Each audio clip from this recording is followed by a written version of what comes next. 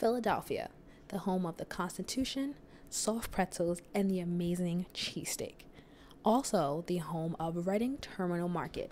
And with over 80 merchants, there's always something for everyone.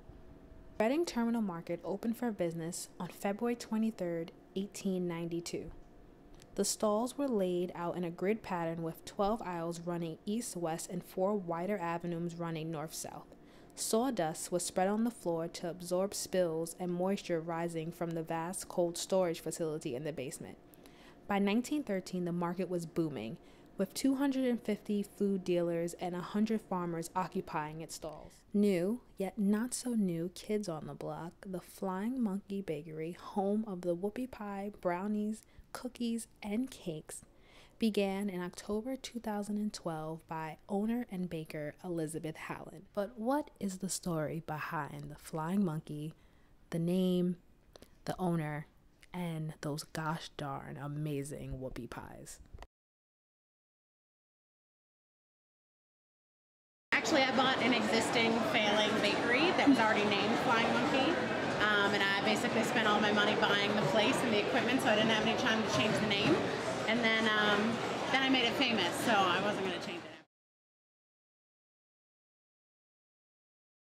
I love teaching. The whole academic lifestyle was really not for me. I wasn't into the sort of rat race of publish or perish, and I just wasn't going to make anybody happy doing statistics or sociology. But every day of my life, I make someone happy with butter cake.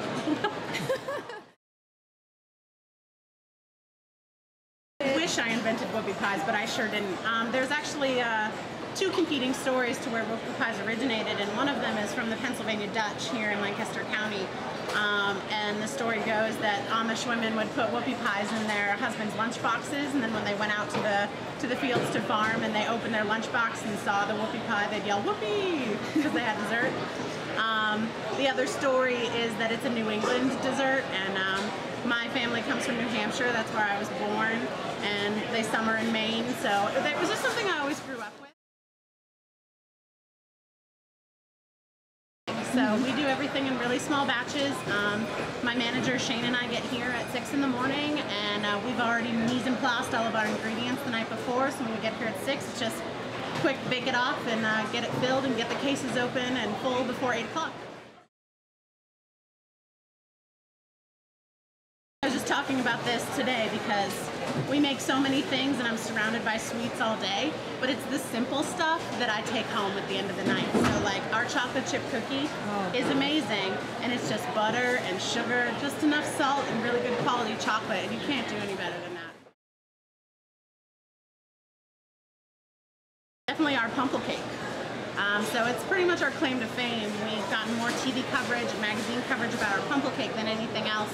And that was really a whole process of trial and error. It was an idea brought to me by one of my bakers. Her name is Eleanor, and her sister was like, "Hey, I bet you can't bake pie and cake." And we were like, "I'll show you we can bake pie and cake." And it took, 7 to 10 tries to really perfect it, but we got it, we nailed it, and it's really good. Well, Reading Terminal is a really special place in Philadelphia, and I think for anyone who's in the food business, it's like a dream location because it's everything that you could want to eat in this city under one roof. So it was just really sort of a dream come true that a space opened up here, and I was looking for a spot, and it just worked out. One of my favorite things is that we get all walks of life here. This is not some place where only people with tons of money shop. It's not some place where only people who can afford, dollar store stuff shop. We get everybody here. We get tourists from out of town. We get people who come out from the main line. We get chefs from restaurants that come here and shop. We get everyday people just buying groceries for their families. It's really all of the tastes of Philly, both social and food, in one place.